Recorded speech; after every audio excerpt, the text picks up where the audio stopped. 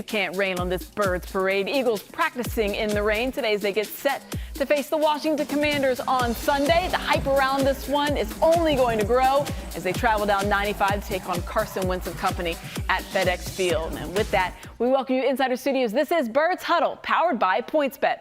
Alongside Barrett Brooks, I'm Amy Fadool. Eagles are 2-0. We're talking Super Bowl. People are getting their hotel reservations. But we heard Jalen Hurts say this earlier in the season. He called it rat poison. You just don't want to feed into it. How hard is it to block that out right now? Well, I mean, like it or not, players always listen and see and read and all that stuff about what's going on with their team. So if they say they don't, it's a lie. But they can't believe in any of that stuff. It's about business as usual, going in every day and just practicing, making sure you're ready for the next opponent. All right, let's get more on Sunday's reunion with one Carson Wentz. We check in with Taryn Hatcher, who gives us the bird's eye view, presented by Ocean Casino Resort in Atlantic City. With the Birds' history with Carson Wentz also comes plenty of background information, especially amongst the Birds players in the trenches, whether it's Lane Johnson and Jason Kelce offensively or Fletcher Cox and Brandon Graham, who practiced against him every day. And they fully intend on using all of that background knowledge to their advantage come this Sunday. The thing about Carson is he still got the arm talent. He's still making throws down the field, making guys miss. He's again still slippery, when it comes to ducking blocks and making guys miss. So I think the biggest thing for us is just to focus on our game plan, not just focus on so much of Carson. I'm happy to be able to get to play him, because it'll be something that we could talk about later on in our career after whoever win this game, however it go. But we see him twice, and that's a good thing. For us and him, because he got two opportunities to do his thing against us, and we got two to do our thing against him. There's definitely a mutual respect between the two of us. When he went to Indy, and now here, definitely a mutual respect, and I wish him nothing but the best. While all of us in the media may continue to talk about Carson up until Sunday and even throughout the rest of this season, Lane Johnson says internally they're not overly focused on the emotion of it all. From the NovaCare Complex, Taryn Hatcher, NBC Sports, Philadelphia. All right, that brings us to Barrett's three-point stance presented by your Mercedes. First up, B, Jalen Hurts is going to outplay Carson Wentz on Sunday. I think he is. No, in fact, I know he is. But you look at him, the talent that they have there is pretty even as far as the specialists. I looked at the wide receivers in their wide receiver room. Terry McLaurin, Johan Dotson, Curtis Samuel. That's a pretty good tandem. And then on the other side, you got A.J. Brown, Devontae Smith, Quez Watkins. Pretty equal in their talent. You get the tight end position, Dallas Goedert, Logan Thomas, two really good tight ends. Even at the running back position, Antonio Gibson, Miles Sanders, very comparable. But where Carson Wentz is lacking is in protection. That offensive line is terrible. I mean, terrible. In fact, use Charles Rudd. They're terrible. They're terrible. They're terrible. So, I think that's the biggest thing. Carson won't get the protection that Jalen Hurts will get.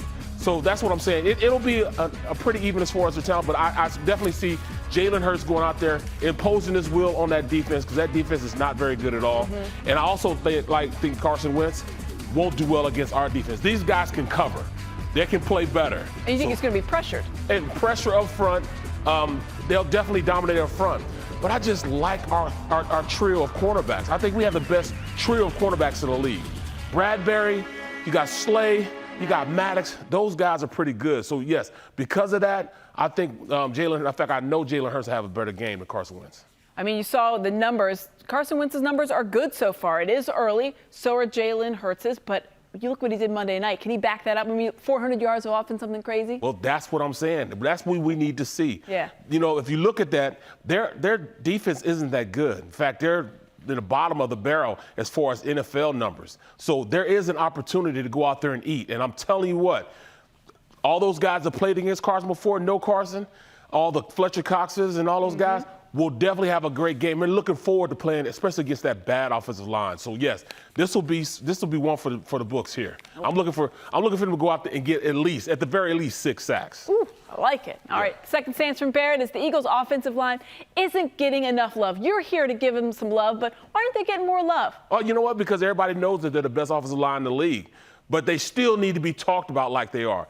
This team can go out there and say, all right, I want to run the ball. I want to run the ball 20 times in a row, and I bet you they can do it. Stay on the field and score. That's how good they are. We're talking about two guys on the outside with Mailata and Lane. Both of those guys will probably be Pro Bowlers this year. We know Kelsey will be a Pro Bowler. The two guards are starting to be better too, But look, they're at top 5 in three of the statistics. Yep. Then, top 13 in sacks allowed. That'll go down a little more. That'll go down, once they start learning each other. But look, they're first in yards per game. Rushing yardage, like I said, they can run anytime they want to run. That offensive line will impose a will on a bad defense. Now, I do like Payne and I do like Allen. Yeah. The two inside tackles, both of them from Alabama. But I don't think they can hold up to the punishment they're about to get with this offensive line. I know they're saying that down there, that offensive line, they think they're going to kick. Well, they are. Sweat is a really good pass rusher. He's their best right now. But we can slide the line ahead. We can send protection this way. Send a back over there. Put a tight end over there. They'll nullify him. But everybody else, it's going to be a long day for them. I see them pounding the ball, going back to that old style of running last year. I mean, it shouldn't even be we should have probably 35 runs to maybe 15 passes. That should be the ratio going into this game. That's a lot of confidence in the line. I like it. No question. I'm feeling it. All right, the final stands for Barrett. This weekend is going to shape the NFC East race. I mean, it seems like Birds are in the driver's seat right now. Well, it looks like they're in the driver's seat. They're 2-0, but also the Giants are 2-0. But they're playing against Dallas. And a Dallas that's loving Cooper, what's his name? Cooper Rush. Cooper Rush is I tell you what, I was just playing around on the pregame show, and I said that, Cooper Rush might be trying to vie for Dak Prescott's job. Well, hey, he kind of reaffirmed what I said. He's playing pretty well. He goes out there and he does it the simple way. He runs the offense the way it's supposed to be run. He doesn't dictate, like Dak can do, but he does it simply by running the offense. Hands it off when he hands it off. He gets the ball where it needs to go to the open receiver. He doesn't make anything complicated. That's why Cooper Rush probably should be starting for one of the teams in the NFL right now. He has played very, very well. Going against this Giants team that has a lot of confidence, they're 2-0. This is going to be huge going into this game, with them, and then us playing against the Commanders. This will shake out something in this race. There's going to be at least, I think there'll be just one undefeated team, and that'll be the Eagles. Coming up. To your point, Jerry Jones said that he hopes there's going to be a quarterback controversy. Absolutely. I mean, And I just kind of just said it in the pregame show that, bam. He played well. He played well. I mean, Dallas is one of those teams where they were right there with the Birds preseason. All right, it's them, Eagles, Cowboys, who's going to win the NFC East? And then, of course, Dak Prescott hurt, and then everybody doubted the Cowboys. Can they hang in there? I think that they can hold in there because that defense, they are so good on the defense side of the ball, and when you have Micah Parsons playing the way he's playing, Diggs, he led the NFL in interceptions last year. They have a pretty comparable defense that are pretty good, but I don't think they can hold up with the Eagles. I think the Eagles are going to take control of the defense. Take control of the division, and then it'll be, whoever gets the scraps after that. But Dallas, Giants, this could be a great game because, like I said, the Giants are feeling themselves. New coach, new way of thinking. They feel like they're in the driver's seat now. They do. It is time to step into the Birds Lounge, presented by Cura Auto Insurance. Joining us on these couches, our Eagles beat reporter Dave Zangaro. Dave, how are you feeling? I'm good. I like the lounge. Yeah, me too. Lounge is fun. Yeah, Barrett likes the lounge too. It's his favorite part. Yeah, well, I could do it. It's comfortable. Yeah, I could sit back and have me a couple. Yeah, we'll see if we can get some bartender service over here at some point. Dave, I got to ask you though, what do you think Carson Wentz is feeling heading into this one? Obviously against his former team, albeit in his stadium. Yeah, no, it's just like any other Sunday. Yeah, just one of it's just the next game on his schedule. No, look, I think there is a little added incentive in this game for Carson Wentz, and I think that's natural for any player going back to where they played before. And this was a weird situation. I mean, I don't think I've ever been around a situation quite like this one. How it started, how it ended, the whole thing is bizarre.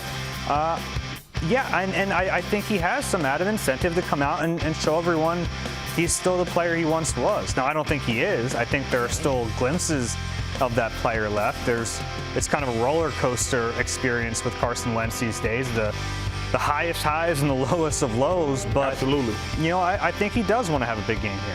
Yeah, I mean, Barrett, you've been in that scenario, obviously not like Carson Wentz where the divorce was as messy, but it's got to be still strange to face your former team, especially one that put so much expectations on you. No question. You know, I remember coming back, especially when I played with the Steelers. I came back here, and we always played in the preseason. And, you know, to me, I was coming back, you know, home, but, you know, the fans, you know, hey, you used to be our guy, you know, but still, though, I mean, funny story. I mean, Bradley, what's his name? Stuart Bradley, one of the linebackers, told me, "Oh, you probably gonna get cut tomorrow." I'm like, "What?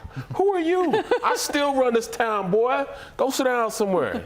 I let Stuart know. He didn't know. He didn't know who I was. Well, now he knows. Now he knows. Yeah. Dave, in the locker room, what's it like? I mean, obviously, they always put those distractions aside, but this is something that, you know, Jalen Hurts has been asked about. Obviously, the guys who played a long time with Carson Wentz have been asked about it. What's the vibe like? Yeah, I think they kind of feel the same way as all of us. Like, did that all really it's happen? almost surreal. Yeah, it really is. And I think there's more added incentive on Carson's side than there is for the Eagles, because so much has happened since then. New coaching staff. Jalen Hurts has really kind of established himself as the leader of this team. And, you know, if you hear Carson and Jalen, they said similar things, but you kind of read between it. I really don't think Jalen has that much to prove right now. No, not after that performance. Say it the way you want to say it. He don't care about Carson. Carson never helped him. Why would he say anything different? Carson never helped that guy out, you know. I mean, Jalen came in and kind of took over the locker room just from his charisma and who he is as a guy. So and it's his job now. So what does he have to prove to Carson Wentz? He doesn't have anything to prove. No. Now, especially after that Monday night performance. Speaking of, the Eagles had dominant performances from both Jalen Hurts and their defense on Monday night against the Vikings. So we're posing this pick-and-click poll question presented by Turnersville Auto Mall. Log on and make sure you get your voice heard. Who is more likely to repeat their performance this week, Jalen Hurts or the defense? Dave, I'll start with you. It's a good question because I think both are very possible in this matchup. I really do. I'll go with Jalen Hurts because at least I know he's trying to do that every week, whereas Gannon, I think the defense can have success, but I think it's more game plan dependent, and I still want to see him do that multiple times and kind of have that formula of aggressiveness. Whereas with Jalen Hurts, I mean, if he can make the throws he made on Monday night going forward, then yeah, I mean, every week could be a lot of fun. Yeah, exactly. You know, I do want to see that consistency, and I want to see it week over week, but he really showed me something on Monday. He made throws that, to be honest, we haven't seen him make before. And he has so many weapons at his disposal. We know about the addition of A.J. Brown, but it's not just adding one player. It's what that addition means for the rest of the players on that team. Now you have, like, pick your poison if you're an opposing defense. Feel free to try to take A.J. Brown out of the game. Then you got to do it with Devontae Smith, Dallas Goedert, Miles Sanders in the run game, Quez Watkins over the top.